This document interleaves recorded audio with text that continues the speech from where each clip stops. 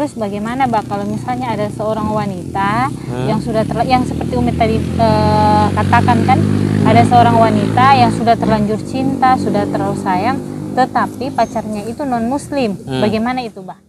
Ketampanan, kecantikan juga ya baguslah kalau seimbang. Soalnya kalau tidak seimbang jadi fitnah nih. Misalkan cara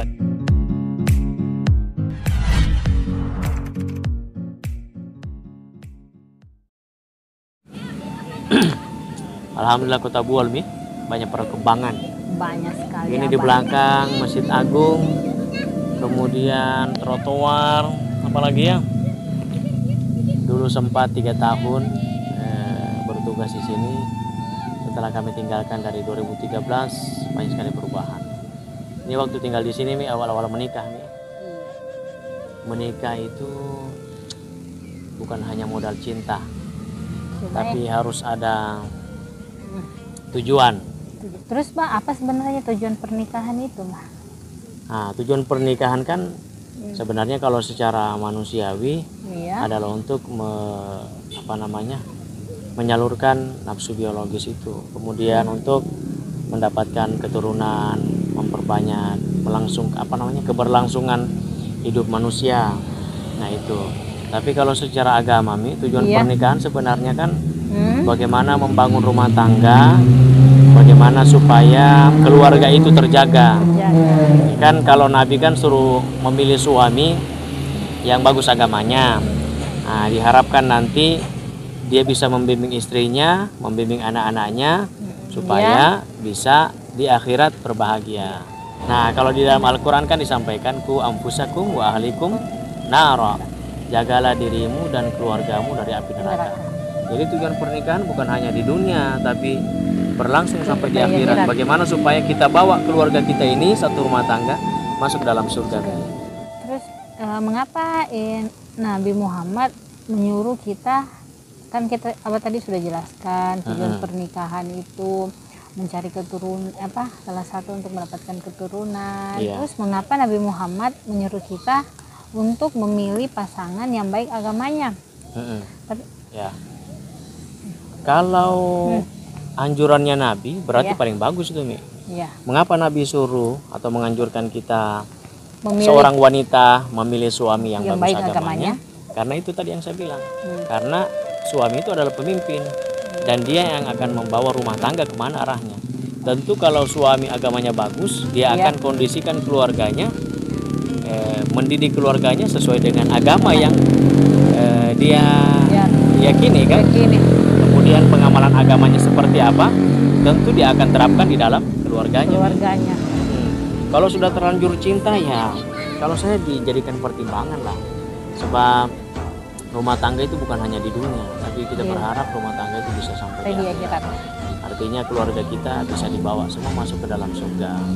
Terus bagaimana Mbak kalau misalnya ada seorang wanita yang sudah yang seperti Umi tadi katakan kan, ada seorang wanita yang sudah terlanjur cinta, sudah terlalu sayang, tetapi pacarnya itu non muslim. Bagaimana itu Mbak? Non muslim dan mau menikah. Dan mau menikah, dia sudah tidak melihat lagi mau agamanya apa, yang dia faktor yang dipikirkan sekarang, faktor utamanya itu dia sudah terlanjur cinta, terlalu sayang, itu yang nomor 1 bagi dia, tanpa lagi melihat agama, keturunan, pekerjaan. Saya sempat baca di Fiqhul Islam Mu'adillatuh dan sempat saya tanyakan ke guru saya di Palu, Ustadz Yasir Godal. Saya sinkronkan dengan bacaan saya, ternyata ulama itu sepakat, ada ijma ulama, haram seorang wanita muslimah menikahi seorang pria yang bukan beragama Islam. Haram hukumnya Mi. Haram? Iya, haram hukumnya. Bahkan di situ ada yang menyebutkan juga pernikahan mereka batal, dan kalau tetap berlangsung sama dengan berzina. Nah, kenapa dilarang? Suami itu kan apa istilahnya ini? Suami itu kan selalunya harus diikuti. Iya, dia imam. Misalkan kalau kita PNS toh? Iya. Kalau PNS suaminya pindah ke sana kan istri mengikut. Jarang kalau istri yang pindah ke sini suaminya mengikut. Jadi yang patokan itu adalah suami. Dalam dunia birokrasi saja seperti itu. Nah, dalam rumah tangga juga begitu.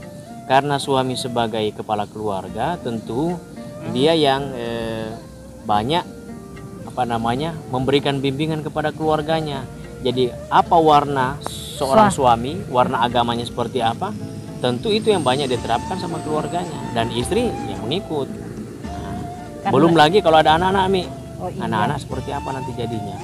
Nah, belum lagi kalau misalkan sudah terlanjur cinta, si suami misalnya memaksakan istrinya untuk menuruti keyakinannya, kan seperti itu. Beda kalau misalkan suami muslim, istrinya non muslim. Kalau ulama Syafi'iyah menyebutkan itu makruh, boleh lah. Ya, artinya boleh tapi tidak dianjurkan. Kalau misalkan tetap menikah, diharapkan si suami bisa membimbing keluarganya masuk Islam, menyelamatkan mereka dunia sampai di akhirat. Jadi pernikahan seperti itu, Mi. Memang harus penting memilih agama. Termasuk sebenarnya memilih istri, cari yang bagus agamanya, memilih suami, cari yang bagus agamanya, supaya tidak repot-repot dalam rumah tangga. Satu frekuensi istilahnya. Kalau suaminya suruh belajar mengaji, istrinya mendukung, kan begitu kan? Kalau tidak satu frekuensi, suaminya misalkan suruh belajar mengaji anak-anaknya, istrinya bilang tidak usah mengaji. Sekarang sudah kita zaman modern. Belajar zaman modern, tidak perlu ngaji, kita main musik saja atau joget-jogetan saja. Kan tidak satu frekuensi. Jadi kalau satu tujuan, insya Allah juga keluarganya bagus.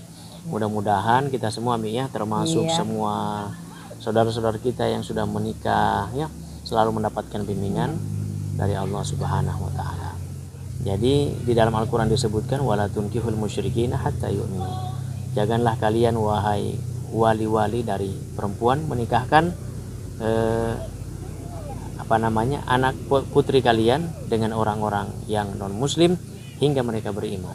Oh iya, Bang. Jadi itu menjadi pertimbangan. Sebelum di ini Umi mau tanya kalau seorang wanita yang masih cewek untuk mencari calon suami, ini kan calon suami nanti ini insya Allah akan menjadi imam dalam keluarganya. Jadi calon suami yang bagaimana selain agama yang berakhlak, agamanya bagus, akhlaknya bagus, tentu kan ada juga mungkin salah satu faktornya juga keturunan, ya. Keturunan. Kalau di hadis Nabi kan ada 4, Mi. Yang pertama kan kecantikannya, hartanya, kemudian nasabnya, lalu agamanya. Tapi Nabi membalik. Sebutkan dahulukan agamanya, jadikan agama sebagai prioritas, karakter yang melekat pada calon kita. Agama, kemudian bukan berarti setelah melihat agamanya kita tidak melihat yang lain, perlu juga melihat kecantikannya, ketampanannya, Mi. Ibaratnya kalau istri cantik bisa dibawa arisan, begitu barangkali. Jadi kalau istri cantik, insya Allah semuanya istri cantik. Nah, kemudian nasabnya dilihat, kemudian hartanya juga ya dilihatlah, sekufu istilahnya. Kalau dalam Islam itu, Mi, ada istilahnya sekufu, Mi. Maksudnya? Sekufu itu seimbang. Kalau misalkan contoh ya, suaminya pendidikannya tinggi, doktor katakan, istilahnya kalau dia mau menikah dengan wanita yang hanya tamatan SMP kan tidak sekufu itu. Kalau bercerita dalam keluarga, ini suaminya dokter, dia cerita-cerita pemikiran yang luar biasa, istrinya tidak nyambung kan? Begitu juga dengan harta. Artinya agama menganjurkan sekufu. Kalau suaminya seperti begini ekonominya, keluarganya, istrinya juga, calon istrinya juga begitu, supaya tidak ada, bukan berarti tidak bisa, supaya dalam pernikahan itu tidak ada niat misalkan ingin menguasai harta dari pasangan tersebut. Jadi sekufu istilahnya. Ketampanan, kecantikan juga ya baguslah kalau seimbang. Soalnya kalau tidak seimbang jadi fitnah, Mi. Misalkan orang lihat calon, misalnya suaminya seperti ini, kok istrinya? Biasa kan orang begitu, tapi sebenarnya tidak ada masalah. Cuma lebih bagus kalau seimbang. Oke, sahabat sekalian rahimakumullah, kami rasa cukup, mudah-mudahan ini bermanfaat untuk kita semua. Semoga kita semua tetap dalam bimbingan Allah Subhanahu wa Ta'ala. Keluarga kita dijaga oleh Allah dari siksaan api neraka, bahagia dunia dan akhirat insya Allah. Jumpa lagi dalam video-video berikutnya di video Mubarak Azhari. Jangan lupa apa, Mi? Like, komen, dan subscribe serta nyalakan notifikasinya untuk mendapatkan konten-konten berikutnya dari Mubarak Azhari. Sekian, assalamualaikum warahmatullahi wabarakatuh.